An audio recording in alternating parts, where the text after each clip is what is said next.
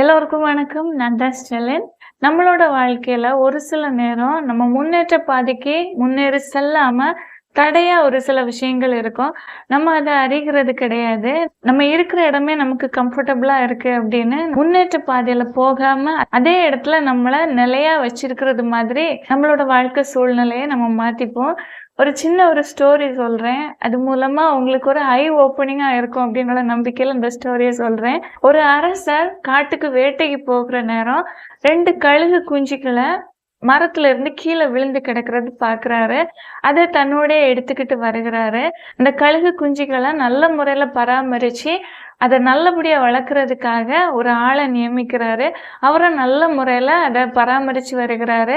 அந்த கழுகு குஞ்சுகள் நெறைய மரங்கள் இருக்கிற ஒரு தோட்டத்துல தான் வளர்க்கப்படுது. எப்போதுமே அந்த கழுகு குஞ்சுகள் குறிப்பிட்ட ஒரு மரத்தோட கிளையில உட்கார்ந்திருக்கும். நாட்கள் போகிற நேரம் அந்த கழுகுகள் பெரிய ஒரு கழுகா மாறுது. அப்போ இந்த அரசருக்கு என்ன அப்படின்னா, அந்த கழுகுகள் வளர்ந்துருச்சு. இப்ப அது தன்னை பாதுகாத்து கொள்ளத்தக்கன பெருசாகிருச்சு. இத பறக்க விட்டுடலாம் அப்படின்னு சொல்லி அத பறக்க விடுகிற நேரம் அது போகவே இல்ல.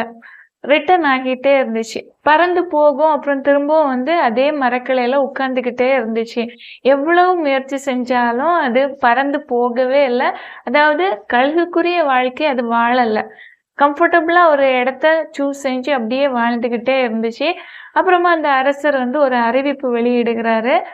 யாராவது என்னோட கழுகுகள உயரத்துக்கு வானளவு உயரத்திற்கு பறக்க செஞ்சீங்க அப்படின்னா, உங்களுக்கு நான் பரிசு வழங்குவேன் அப்படின்னு சொல்றாரு. நிறைய பேர் வர்றாங்க. எல்லாருமே ஒரு கழுகு தானே பறக்க விடணும். நம்மளால முடியும். அது மட்டும் இல்ல, அரசர்கிட்ட இருந்து பரிசு கிடைக்கும் அப்படின்னும் வருகிறாங்க. ஆனா யாராலையுமே முடியல.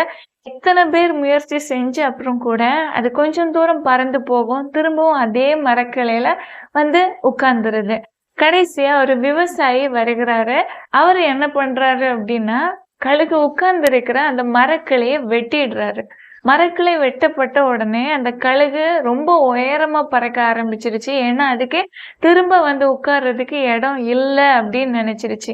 அந்த ஒரே இடம் தான் அதோட கம்ஃபர்டபுளான பிளேஸ்ன்னு நினைச்சு அது இத்தனை காலமா வாழ்ந்துகிட்டே இருந்துச்சு.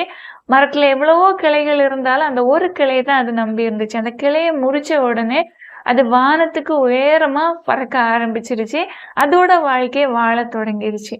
இதே மாதிரிதான் நம்மளோட லைஃப்லயும் ஒரு சில விஷயங்களுக்கு நம்ம அதிகமான முயற்சிகள் எடுக்கிற நேரம் நம்மளோட வாழ்க்கையில மேலும் முன்னேறி செல்ல முடியும். ஆனா நம்ம இருக்கிற இடம் நமக்கு கம்ஃபர்டபுளா இருக்கு அப்படின்னு நம்ம நிறைய நேரம் அப்படியே பல வாய்ப்புகளை இழந்து அப்படியே உட்கார்ந்துருப்போம். நம்மளோட வாழ்க்கை சூழ்நிலையா இருந்தாலும் சரி, இல்ல நம்ம கெரியருக்காக நம்ம செய்கிற விஷயங்களா இருந்தாலும் சரி, முயற்சி செஞ்சுட்டே இருங்க. இருக்கிற இடத்த கம்ஃபர்டபுளா இருக்கு அப்படின்னு நினைச்சு அப்படியே இருந்துட்டீங்க அப்படின்னா, உங்களுக்கு நெக்ஸ்ட் லெவலான லைஃப் கண்டிப்பா தெரியாது. அதை விட்டு மாறி இன்னும் நம்மளால முடியும். இதை விட இன்னும் நல்ல ஒரு லைஃப் நமக்காக இருக்கு. இன்னொரு நல்ல ஒரு ஜாப் நமக்காக இருக்குது. முயற்சி எடுத்து பாருங்க. கண்டிப்பா உங்களுக்கு வெற்றி கிடைக்கும். நீங்களும் இந்த கழுகு மாதிரி ஒரே இடத்துல இருந்து இதுதான் நம்மளோட கம்ஃபர்டபுளான இடம் அப்படின்னு நினைச்சு இருக்கிறீங்களா? இல்ல ஒரே இடத்துல அப்படி இருந்தா நம்மளோட வாழ்க்கையில முன்னேற முடியாது.